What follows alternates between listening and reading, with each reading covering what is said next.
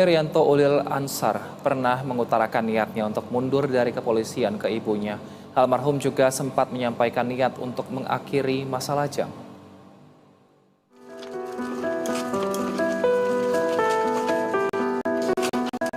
Suasana duka menyelimuti rumah keluarga Kasat Reskrim Polres Solok Selatan AKP Rianto Ulil Ansor di Manggala, Makassar, Sulawesi Selatan. Kesedihan semakin mendalam saat jenazah tiba di rumah duka pada Sabtu dini hari. Daniel Ferry Mangin, paman Ulil menyatakan keponakannya pernah mengutarakan niat untuk mundur dari kepolisian ke ibunya, Christina Yun Abu Bakar. Namun niatan Ulil direspon sang ibu dengan memberikan semangat untuk tetap bersabar. Cuma pas waktu bulan lalu datang, menurut mamanya dia mohon doanya untuk karena tugasnya dia berat. Oh, berat di sana. Berat dia bilang. Rasanya tidak disampaikan.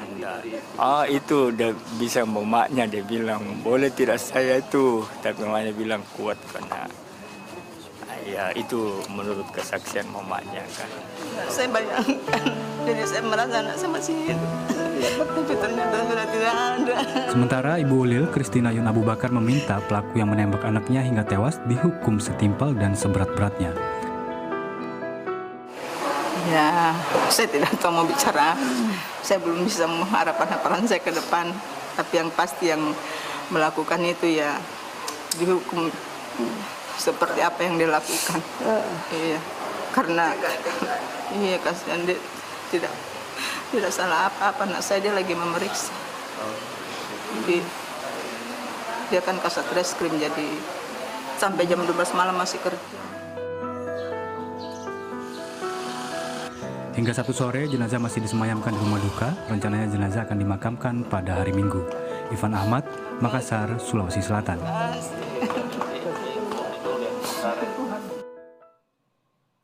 Terkait kasus ini sudah ada narasumber yang bergabung. Di Berita Satu Sore ada paman dari korban AKP Rianto yaitu Daniel Ferry Mangin. Selamat sore Pak Mangin. Pak Ferry. Ya, selamat sore. Ya. Baik, Pak Ferry, sebelumnya kami menyampaikan turut berduka cita sedalam-dalamnya atas apa yang menimpa keluarga Anda. Terakhir kali komunikasi dengan korban, apa saja yang diceritakan korban saat itu, Pak Ferry? Iya, itu bulan lalu ya. Bulan lalu, korban datang biasanya kalau dia ada sedikit beban dia ke Makassar. Ya. Makassar cerita pada ibunya, keluarga, dan keluarga lain. Jadi doakan ya, kalau pada sepupunya itu doakan ya bro, saya punya tugas berat. Pada ibunya pun mohon doa restunya ibu, Rian punya tugas sangat berat sekali. Malah pernah minta izin, bisa ya enggak Bu, saya keluar dari polisi karena saya enggak sanggup ini. Itulah curhatan dari AKP Rianto Ulil pada keluarga sebulan yang lalu. Pak Ferry, ceritanya itu curhatannya. Baik, curhatannya ini apakah dia juga memberitahu Pak beratnya karena apa dan dia mau keluarnya itu karena apa? Enggak Apakah pernah. memang ada tekanan dari atasannya atau seperti apa? Ya, enggak ada. Rian itu orang loyal pada atasan. Dia tidak mau cerita tentang tugas-tugasnya. Ya, dia seorang hebat. Jadi dia cuma tentang keluarga minta dukungan doa. Dia tidak ceritakan secara mendetail. Nah, cerita ini kan kita lihat kejadiannya. Inilah yang bebannya yang akhirnya dia harus menerima resiko sebagai anggota polisi yang mengabdi pada negara. Ya, menerima beginilah mungkin bebannya. Yang mengungkap kasus yang membuat nyawanya ya dia korbankan untuk tugas kepolisian. Baik, tapi AKP Rianto ini apakah memang dia dari kecil bercita-cita menjadi polisi dari dirinya sendiri atau mungkin ada keluarga, dorongan dari keluarga, iya. Pak Ferry? Jadi ini Rian sebetulnya nggak ada cita-cita dari polisi, dia mau jadi pemain bola. Jadi, tapi akhirnya pamannya itu adik ini Jenderal Elpis membinanya. Dibawalah ke Jakarta, Bandung. Akhirnya di sana dibina. Dan dia melihat pangkat omnya ini pamannya, wah saya kalau bisa saya berpangkat seperti om, paman. Akhirnya dia balik haluan, dia tes polisi, akmil, dan alhamdulillah puji Tuhan dia lolos. Nah, itu memang anaknya punya tekad, pekerja keras, sayang pada keluarga, dan mengejar cita-citanya. Itulah sosok Rian yang sampai pun dia jadi polisi, dia loyal, dia keras, lurus, dan tulus. Itulah tipikal AKP Rian yang kami kenal di keluarga. Tapi dia penyayang pada adik-adiknya, pada om-omnya, pada neneknya yang dia sayangi. Nah, itulah dia tekun beribadah. Ini Rian.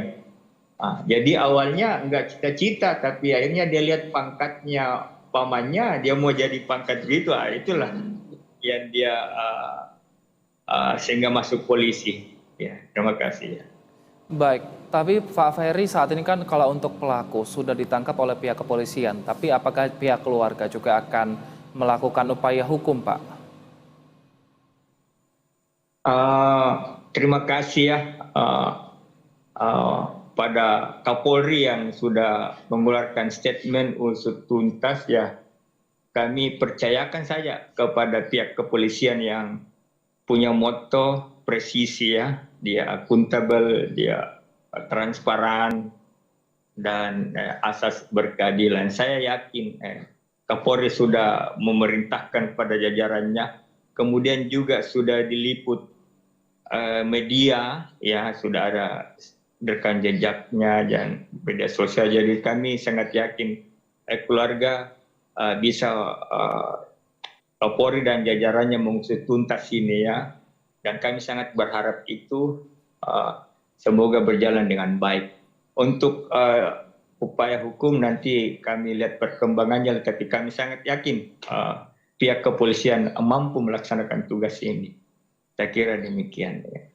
Baik, tapi kalau dari pihak kepolisian Sumatera Barat maupun dari kepolisian RI, Pak, apakah sudah ada datang langsung ke rumah keluarga, Pak, untuk menyampaikan duka cita kepada keluarga korban?